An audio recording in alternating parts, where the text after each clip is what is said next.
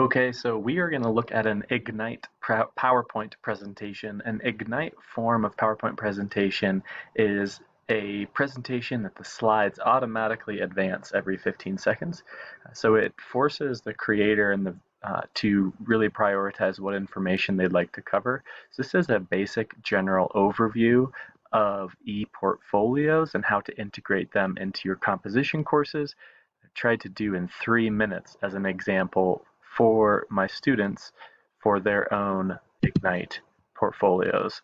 I'm sorry, their own Ignite presentations on whatever topic they're researching. So without further ado, we are going to start this from the beginning. So this is on integrating ePortfolios into composition courses. And we're going to look at the why, how, and what of ePortfolios, beginning with the why. That's a picture of Simon Sinek in his famous YouTube presentation, Start With Why.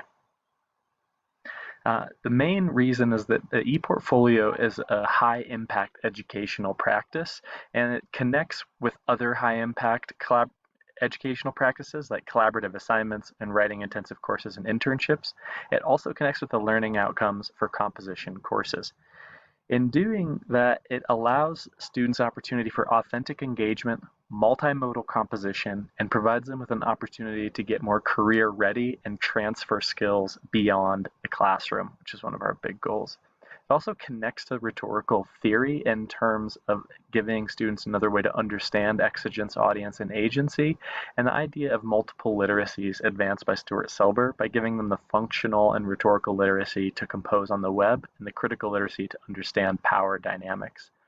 The 4 C's have given some really nice best practices with ePortfolios, mainly to tie them to learning outcomes, have students engage with their virtual identities, and consider authentic audiences.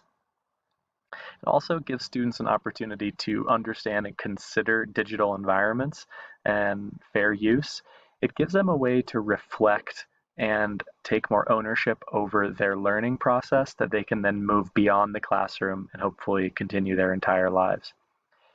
I integrate the ePortfolios into my curriculum by having students begin thinking about their writer's identity or who they are as a writer. It leads into rhetorical analysis and research and presentation, an argument essay, and their reflection. And that this translates to an assignment sequence that can go on their website easily into an About Me page, a research blog, a PowerPoint pitch, an essay, and then a reflection. So it's pretty seamless there.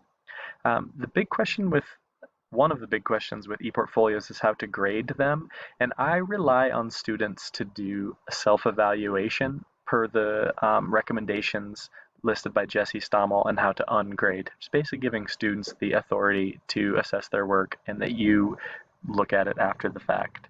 There are a lot of resources now to do this, the content management systems. I made the ePortfolio example on Weebly, fair use images, and free design software like Sri and Castamatic that we're using now.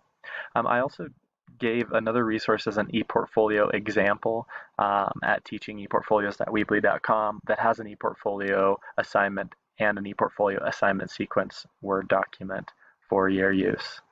One of the big counter-arguments or other questions about this is why it needs to be electronic and why not just a portfolio.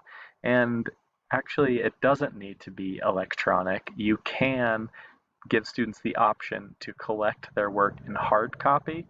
The benefit of an ePortfolio here is that you're giving students the opportunity to think critically about their own work, and in so doing, revisit their work and revise it as they go along. In that way, the ePortfolio is kind of unparalleled and having everything at their fingertips, but it's important to give students the agency that they may rather not use an ePortfolio, especially after the discussions about digital environments.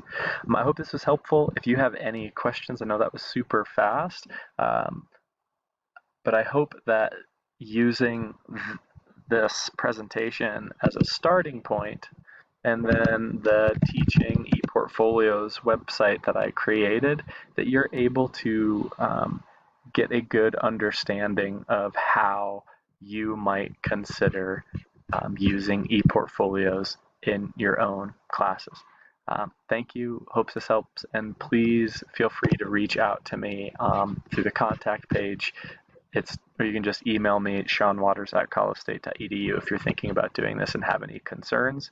The main other resources that you may want to use are at the bottom of the project page on this is the ePortfolio assignment that I use, and the ePortfolio references page.